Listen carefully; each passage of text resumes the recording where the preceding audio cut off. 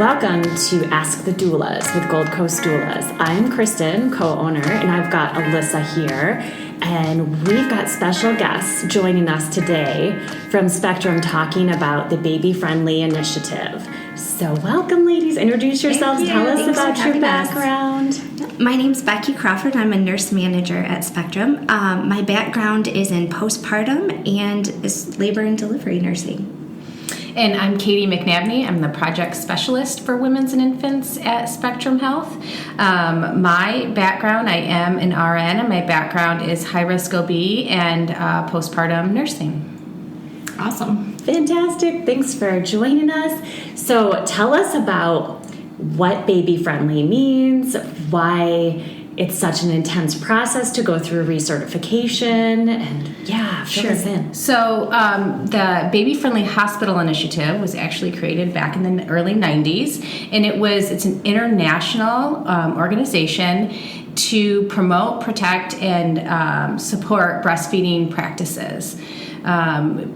Spectrum Health Butterworth was designated baby-friendly initially in October of 2014, and we just went through the redesignation process, and were redesignated at the end of May of this year. And there are 10 steps for baby-friendly that each support breastfeeding practices, and we can talk through some of those steps as well. But all of you have to be proficient in all of those 10 steps to receive the designation. So you really have to show breastfeeding excellence, and it's a really strict and rigorous process to go through. And I think overall, the way I describe it to patients is we've created a culture that's supportive of breastfeeding and of moms that want to breastfeed. So it's not that we force anyone to breastfeed. Our goal is just to educate moms, support them, and help them be successful if that's the option they choose. Absolutely.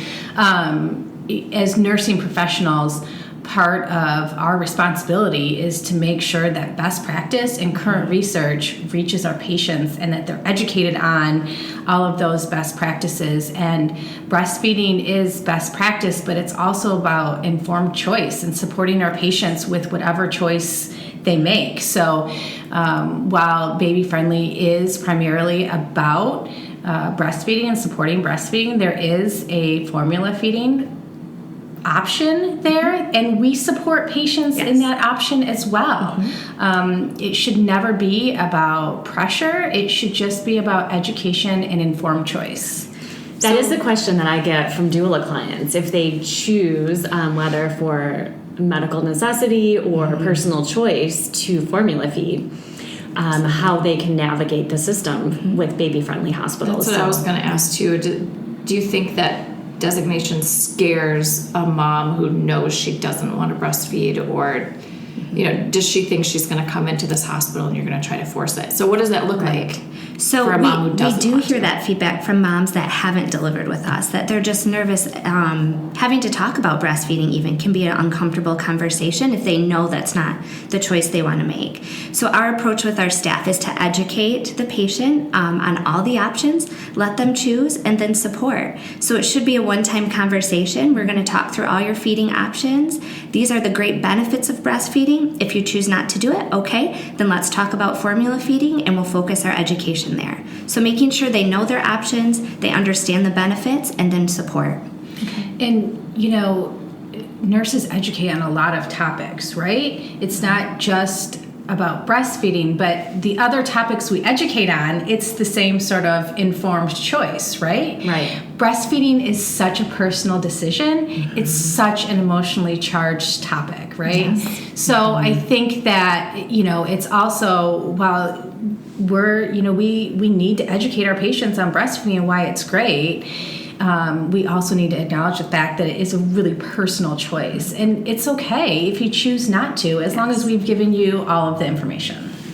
And so your labor and delivery nurses, your postpartum nurses, everyone is specially trained to support the initial latch and continued breastfeeding through their stay. Yeah. And that's something that we always stress as doulas, is that you have support from your nurses as well as the board-certified lactation consultants who do rounds in the postpartum time. So actually one of the 10 steps is staff education. So all of our nurses receive 20 hours of dedicated breastfeeding education. 15 of those are like classroom type education, and then 5 of those is clinical, practical breastfeeding education hours. Every one of our nurses, it's built into orientation for any women's nurse. So everyone from labor and delivery to postpartum gets this education. There's also a requirement for providers, so nurse midwives as well as physicians, to receive additional breastfeeding education as well. They receive, per Baby Friendly, they're required to receive 3 hours of breastfeeding education. We also have a team of lactation consultants that offer further help for any mom that's struggling, but I'm also bringing in more peer counselors too, just to round on every patient and offer every mom some support, even with those first few times they're latching, just so they can hear that, you're doing a great job. And it's really just to address the breastfeeding concerns of all moms, not just the moms that are struggling, just to really walk them through. And we do have quite a few nurses that are certified breastfeeding counselors, so they received additional education as well as the education that they received for Baby Friendly. How are you able to support moms with babies that go to the NICU initially with their breastfeeding goals? Well, actually, we get them pumping right away. So if your goal is to breastfeed, we like to have them pump within 2 hours of delivery to start establishing that supply. So our nurses will come in and do education, and the lactation consultants will see them also and just talk about the importance of pumping to build up that supply. And they're also going to do skin to skin. There are some lactation consultants that are dedicated just to the NICU and these moms. So there's a lot of support there too. The providers in the NICU are very, very supportive of breastfeeding, and they encourage and educate moms on the importance of breastfeeding as well. So there's good collaboration between our OB teams and our NICU teams regarding supporting those moms in breastfeeding and being successful. Yeah, that's what my clients tell me, that they get a lot of support, even over at Holland Voss as well as in their rooms with lactation. So, and as far as other elements of the Baby Friendly designation, what else encompasses those 10 standards that help? There's a lot. We start right at delivery with the golden hour after delivery. We place babies skin to skin immediately after delivery, and we avoid all unnecessary care for that first hour. So any exams or assessments would all be done while the baby's skin to skin on mom. We try to give them that time to bond and establish that first feeding. And if the mom can't do skin to skin, I have dads ask me all the time about the benefits of them doing skin to skin with baby. So that's something that's encouraged as well. Yes, we've had lots of dads do skin to skin. We like to bring them in on the process whenever possible. Yeah. That's fantastic. And then delayed cord clamping is now a standard policy. Yes. And we also room in, so babies stay with their moms 24 hours a day unless mom requests otherwise. But that's what we try to encourage, and do all procedures at the bedside to keep the family together 24 hours a day. I think that rooming in is another hot topic when you're talking about Baby Friendly and breastfeeding. And the literature does tell us that rooming in does help moms to be more successful breastfeeding. I think that it's important that patients understand that, we're going to allow you to keep your baby with you. We're going to be able to take care of mom and baby together. You're going to learn your baby's feeding cues. You're going to learn all those little nuances. We're going to help you learn that in the couple of days that you have with us. There is space where if you wanted your baby to go to a nursery, we could do that, and we're supportive of that as well. But again, we are going to educate, and then we're going to honor choice. Exactly. And then there's delayed bathing and other procedures beyond that. Yeah, what's the thought behind all the delayed cord clamping, delayed bathing? Why? I guess what are the benefits? So the delayed bath, that's sort of about the transition from being inside mom and then outside and regulating temperature. So we wait at least 12 hours. We like to wait closer to 24 hours to do that first bath. We're, of course, not going to hand you an ooey gooey baby. We do a little wiping off, but it really does help that baby transition to life outside of mom and regulate. It also allows you to go immediately into skin to skin. So baby can help regulate not just the temperature, but the heart rate and the breathing. And again, that's evidence-based. In fact, there's a pediatrician out in Massachusetts that she really pioneered the baby-friendly initiative in the hospitals out in Massachusetts, and she did a study on delaying the baby bath as well. And that's the literature we have for. It's all about maintaining stability for the baby. That's awesome, Katie. Yeah. I don't know if you want to comment on the delayed cord clamping. That just gives the newborn a little more blood volume, and actually it's better for baby. There's no reason to cut the cord any sooner unless the baby is having a respiratory issue and would need resuscitation. So that would be out of the norm. But otherwise, we do wait and delay so the baby can have more blood volume from the placenta. How long? We like to wait. Our standard is a minimum of 1 minute. I know a lot of moms request. Okay, so this isn't like you're there for an hour. We're not saying 10 minutes or 20 okay. minutes. Generally, the cord stops pumping within 5 minutes. Okay. So some moms request, please wait until it stops pulsating. And we can do that too. Generally, we wait about a minute, and that's probably close to when it stops pulsating. Okay. But yeah, we're not talking, an hour or anything like that. Okay. Yeah, some of my clients want to see it actually, turn gray and stop pulsating before it's cut. Yep. Yeah, And I didn't want we've to see done that. mine at all. I didn't either personally, but My husband did accidentally and was like, oh my God, an organ just fell out of there. I love all of that. So as far as additional steps that you take to get recertified, tell us about that process, why it's important. So you will see in our Women's and Infant Services department, so OB triage is on A level, and then all the way up to the 8th floor in that tower, you'll see the 10 steps for a baby-friendly posted, and it's just showing our support of those 10 steps. We have to show that patients receive prenatal education in our clinics regarding breastfeeding. We have to show that all of our staff receive the education. The people that come out to do our survey, they interview staff and patients. And providers. So they will go in patient rooms to see that they receive the education about breastfeeding and that they're being appropriately supported for breastfeeding. So they look at our exclusive breastfeeding rate. And then you have support groups as well. We do. When mothers go home and need additional support, they can go to free support groups and seek help through their OB or midwives or certainly pediatricians. Absolutely. I think a lot of our pediatricians have at least one pediatrician that is an IBCLC, so a lactation consultant. That's as amazing. well. I know that our DeVos clinic has 2 pediatricians that are lactation consultants. So, And our pediatrician that is an IBCLC actually oversees the residents, and so she's the one working with them and training them. That's awesome. So it's kind of keeping that mindset forefront for all of them too, and helping them learn the baby-friendly system. Yeah. is great. So while nursing took this on and rolled it out, there's a lot of support from providers as well. Of course, our nurse midwives receive as part of their education breastfeeding, but our pediatric providers are all very supportive of breastfeeding as well.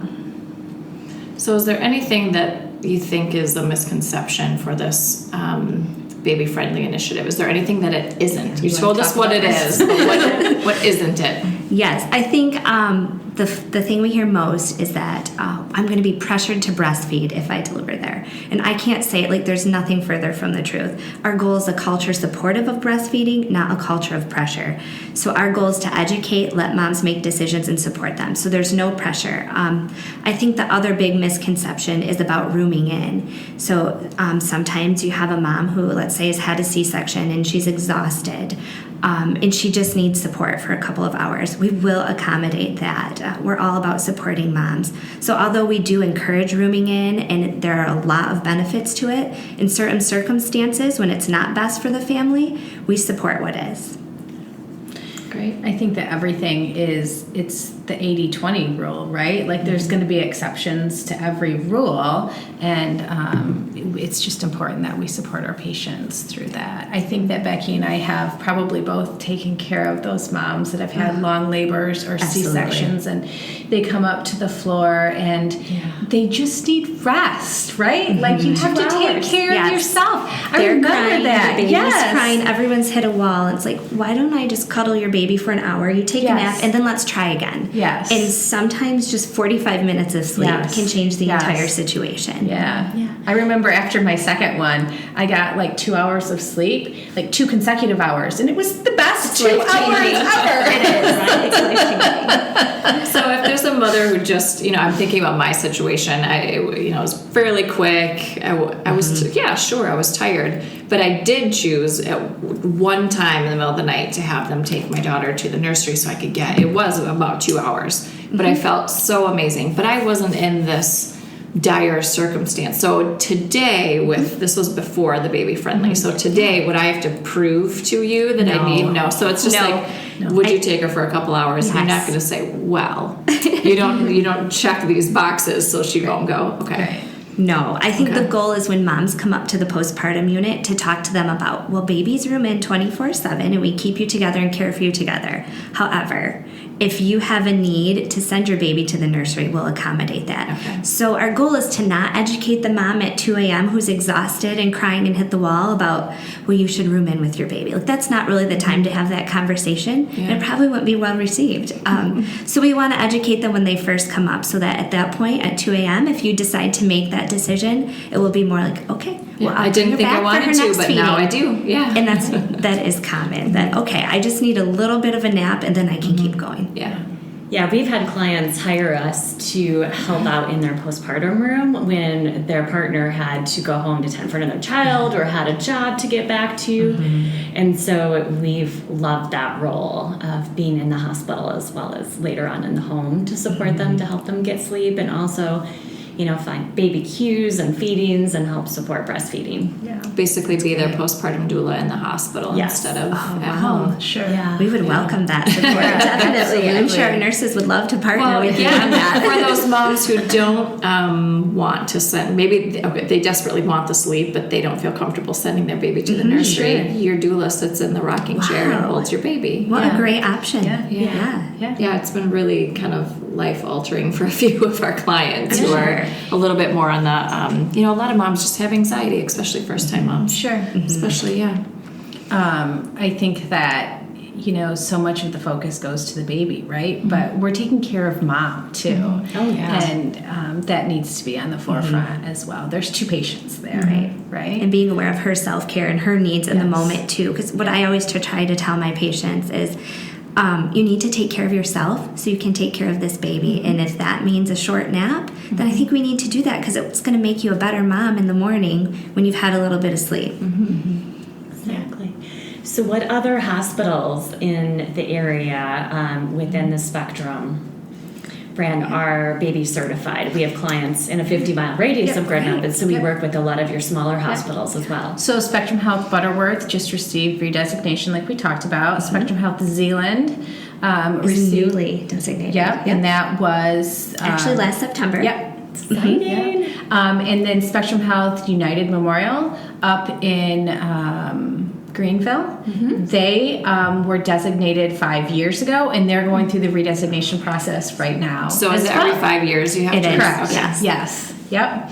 And then Spectrum Health Big Rapids is going after designation as well. Nice. We have, as a system, Baby Friendly requires us to have an infant feeding policy, and we have standardized that infant feeding policy across the system for all of our regional hospitals as well. Okay. So you're going to see a piece of Baby Friendly In all Spectrum hospitals. And the reason for that is that it's evidence-based and it's best practice. So even if they're not designated Baby Friendly, these are practices that we should all be doing. Right. They're probably practicing very similar to Baby Friendly, even if they don't officially have that designation. That's great. Thanks. Anything else you want to share before we sign off? What resources, if any of our listeners want to learn more about Baby Friendly or some of the work Spectrum's done, where can they go online to get more information?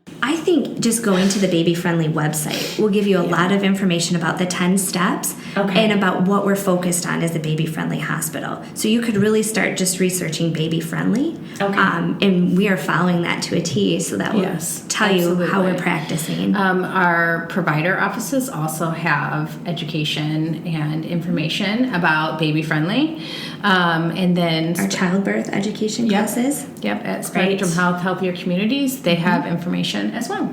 Okay, so the educators can fill their students in with any questions they have. Correct. Yes. Okay. Yeah. And then, is there anything special with the hospital tours that our clients go on before delivery? Do you incorporate Baby Friendly or answering some questions based on that? I haven't been on a tour in a while. Oh, so I don't think that they specifically talk about Baby Friendly. Okay. Except that they practices probably. Yeah. Sure. They don't highlight the nursery like they used to. Our nursery, we don't have babies lined up in the nursery like they're with their moms. They're with their moms. So it's you can't go to the maternity floor and look through the window of the nursery to see there's no babies like in all there the anymore. movies. It just doesn't happen. Yeah.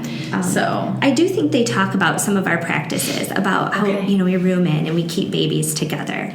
And I think the other thing is maybe some of the practices like the skin to skin after delivery, things that might be different than other hospitals, just so they know what to expect. That we would, never supplement a baby unless it was medically necessary, and we're not handing out pacifiers unless somebody requested. So it might be slightly different than other hospitals, that are doing deliveries in the area. Sure. Our childbirth educators are pretty passionate about breastfeeding and supporting breastfeeding practices, as well as, they support natural birth. They support, they get to give the whole gamut of the birth experience. So Fantastic. Well, thanks for joining us. Thank you. Thanks for having us. You've been listening to Ask the Doulas with Gold Coast Doulas. You can find us on iTunes, SoundCloud, and on our website at goldcoastdoulas.com. These moments are golden.